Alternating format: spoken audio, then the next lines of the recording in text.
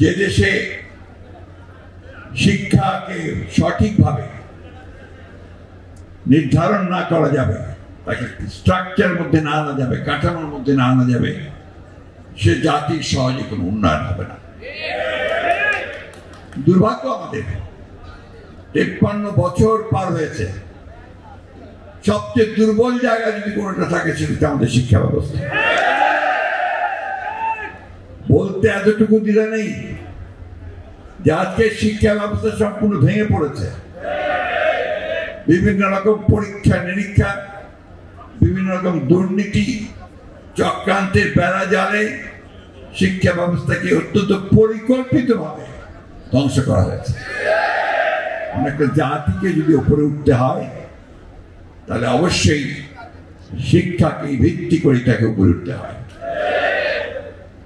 জ্ঞানের কোনো বিকল্প নেই, কোনো বিকল্প নেই। আর সেই জ্ঞান একমাত্র আসে শিক্ষা থেকে। বন্ধুগণ, 1971 সালে যখন আমরা স্বাধীনতা যুদ্ধ করি, সেই যুদ্ধ করেছি আমরা পাকিস্তান শাসকদের বিরুদ্ধে। আমরা যুদ্ধ করেছিলাম পাকিস্তান হানাদার বাহিনীর বিরুদ্ধে। তারা আমাদের বাংলাদেশে নিরীহ মানুষদের উপর অত্যাচার করেছিল, তার গণহত্যা করেছিল। 25 মার্চ রাত্রে গুলি করে তারা হাজার হাজার লক্ষ মানুষকে হত্যা করেছিল, গ্রামের পর গ্রাম জ্বালিয়ে দিয়েছিল। সে কথাগুলো কিন্তু আমাদের ভুলে যাওয়ার কথা না। বিশেষ করে আমার মতো লোকের পক্ষে তো বলাই সম্ভব নয়, কারণ আমি নিজেও একজন মুক্তিযোদ্ধা ছিলাম।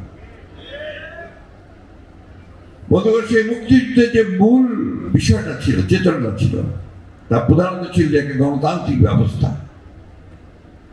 অর্থাৎ আমরা যদি গণতান্ত্রিক ব্যবস্থা প্রতিষ্ঠা করতে পারি, গণতান্ত্রিক সমাজ প্রতিষ্ঠা করতে পারি, গণতান্ত্রিক রাষ্ট্র ব্যবস্থা করতে পারি, তাহলে আমরা আমাদের সমস্যাগুলোকে গণতান্ত্রিক পদ্ধতিতে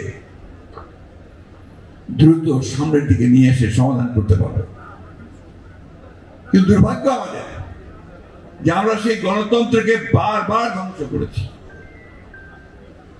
যে দলটি কিছুদিন আগে দাবি করেছে যে তারা গণতন্ত্রের সবচেয়ে বড় পুরোধা, তাদের কারণে এই দেশে স্বাধীনতা এসেছিল 1971 সালে, তাদের কারণে এই দেশে গণতন্ত্র এসেছে, তারা গণতন্ত্রের কথা বলত। সেই দলটির কারণেই 2 বার এই গণতন্ত্র নিহত হয়েছে। একবার হয়েছে 1975 সালের স্বাধীনতার পরে, আরেকবার হয়েছে 2012 সালের পরে, যখন কেয়ারটেকার গভর্নমেন্টকে ধ্বংস করা হয়।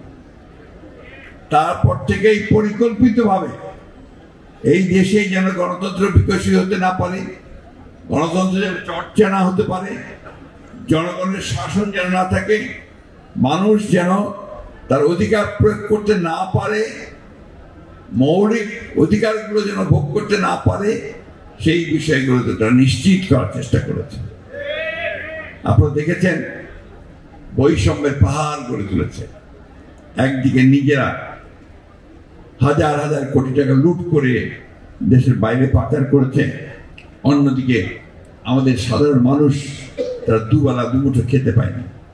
আমাদের শিক্ষকেরা তারা তাদের পরিবারকে সঠিকভাবে একটা ভালো কাপড় কিনে দিতে পারে, এই একটা অবস্থা তারা তৈরি করেছে। আল্লাহর কাছে হাজার শুকরিয়া যে এই দেশের ছাত্র জনতারা তারা 15-16 বছর ধরে লড়াই করে একটা ক্ষেত্র তৈরি করে তারপরে আল্লাহ অশেষ রহমতে এদেরকে সরাতে সরে যেতে বাধ্য